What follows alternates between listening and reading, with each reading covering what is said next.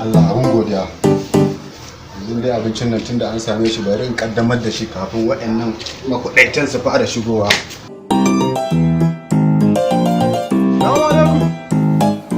Salamu alaikum.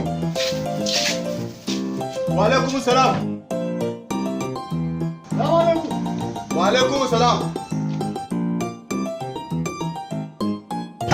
Ya ga? Lafiya lau. Wala bi kai.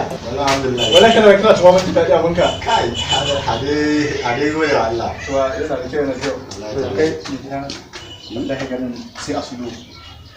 Ba wani abin da ka dafa gidan nan. Ai ni maka karamin karya ma ina ganin rabona da abinci ina ganin tun jiya da safe. Tun jiya da safe. Ai abun ba ku kaɗai ba zai ta shafa wallahi. Wallahi tun da safe da ka fara wannan ina nake yi ina nuna tafa mazu babbaci sai yanzu nan tashi da kan azhar ya riga ruwa. Allah sarki. Shi ne sa na ce bari in zo ko abin da ka dafa kamun iya ne.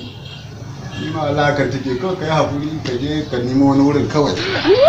Allah To ba da ma ga mu ga Allah.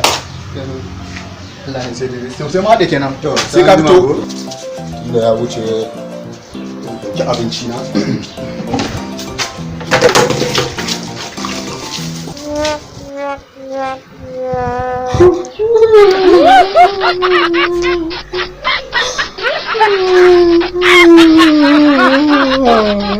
Abinci na.